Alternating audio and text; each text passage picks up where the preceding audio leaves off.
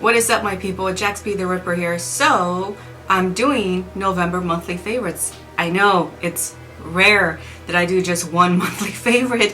I'm always doing two, and I have been behind. And luckily I remembered some of the music that I was listening to from the previous months that I did not add in the last monthly's favorites. So I still continue to listen to it right now. So I was like, you know what, I'm gonna go ahead and add a couple of these bands as well as some new discoveries to me, at least. So anyways, let's get to it. So let's start with this band. I kind of I guess you could say I did like a blind bot on it. It's Bewitcher. Under the Witching Cross, that is what it's called. The best way I could describe this band, I feel like it's a mixture of speed metal as well as like extreme metal. But it's definitely some good like trad stuff as well if you want to add that in. There's definitely like a blend. I kind of want to say I also got like a bit of Hellripper feel to this as well. So this is definitely like a band to check out if you haven't. Pretty dark, witchy lyrics, you know, what can I say? As well, like around that same field of music. I might actually get the vinyl of this because just the work itself is really good. So this is Savage Master, and I got these off Shadow Kingdom Records, by the way. Yeah, you're not gonna be able to see it, so I'm just gonna put pictures around here like always.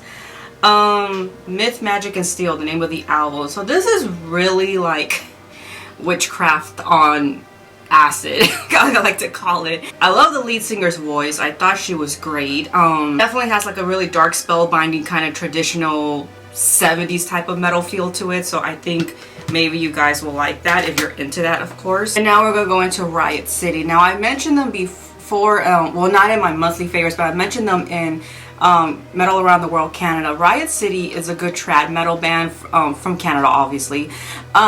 They're definitely the feel type. If you like Judas Priest, you're gonna like Riot City. They only have one album out, I believe. I think it came out in 2017, but this is definitely a good album to listen to so far. You can find them on Bandcamp from what I remember, but it's definitely fast in your face type of style of music. So if you love that, you definitely need to check Riot City. It was like something fresh and new, but yeah, with the traditional style. Windeer, okay, I don't know, or Winder, I don't know if I'm saying it right.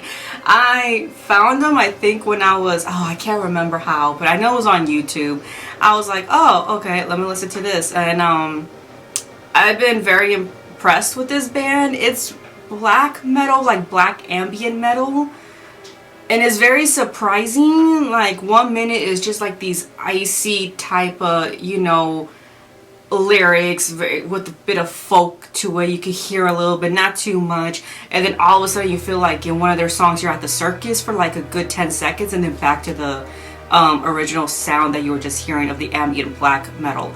I don't know if that made any sense. I don't know if this band named themselves after the underworld deity, but that or they were trying to say calm in Spanish, one or the other. But this was definitely a good band that I discovered sometime in the summertime. I just forgot to put it in my other metal monthly favorite. The album I was listening to is called Palo. So again, another Spanish term, which is like stick, but maybe it's Finnish and maybe it doesn't mean stick. I don't know. But this is like rage, heavy rage in your face type of style of music. They're melodic death metal, and the keyboards are kind of like the star of the show here, but they're not like cheesy or anything like that. They go very well with the sound they're doing. So yeah, they're an interesting band to go check out. If you're into like melodic death metal, then I suggest you go check them out. A lot of that, you know, Nordic type of feel to it as well. Urfaust, okay, I'm not going to be able to pronounce I can barely pronounce their name. The album is called Teufelsgeist. I'm not sure. It's German, I think, from what I was told. Okay, so that's their brand new album. I'm an Urfaust fan, but it's definitely like black ambient, well orchestrated type of metal. Like when you listen to this, you kind of feel like you're gonna go to the opera, and it's like a combination of like a black metal, goth, ambient type of musical you're gonna go see. Empty Space Meditation was my favorite from them, but now that they came out with Teufelgeist, I'm sorry if I'm butchering it if any Germans are watching this, but now that they came out with that one, I'm starting to think this is my favorite to listen to. It's a very spellbinding type of album to listen to. The guy's vocals is great. I fucking love how high they are, and they just came out with a gin as well. I want to order their vinyls so badly, but I'm afraid how much I'm going to get charged, because you got to get them through Van Records, and I think Van Records is in Germany, I believe. It's definitely not in the States. So, and I'm pretty sure that's gonna cost me a lot of money. So there's like 2 vinyls I want, but I don't know, you know, times are tough, so I can't really just be splurging. But it's definitely like a euphoric experience when you're listening to this.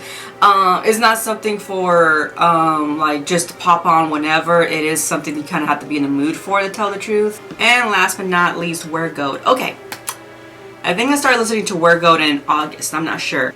This is like, I think, extreme black metal. I'm not sure. I'm gonna leave the full album down below in the, you know, description area. This is such a good album. I am convinced that they did like a sex ritual while making or writing these lyrics, like making the music in general, because I'm gonna leave it right here. I mean, usually I'm an open person, but I'm just gonna leave it right here. Let's just say it did some things, sexually explore it, that made me do things alone. Let's just leave it there. It just woke up something, let's just say that. And yeah, let's just leave it there. So yeah, no, definitely, if it tickles your pickle, I would not listen to this just anywhere. You might want to listen to it when you're at home. So I love the cover album too. I thought that was great. Like, usually, like, I don't mind nudity and like sexual stuff on cover albums, but let's just face it, there's just some bands that do it so fucking tacky. This was just like, wow, like this was okay. Like I could get down with that. And as for non-metal monthly favorites, you guys really want to know? Like, I just been listening to a lot of emo stuff. Like, do you guys really want to know? No? Okay. And that is it for our metal monthly favorites. Thank you so much for watching. Make sure to take care of your vaginas and have a wonderful day.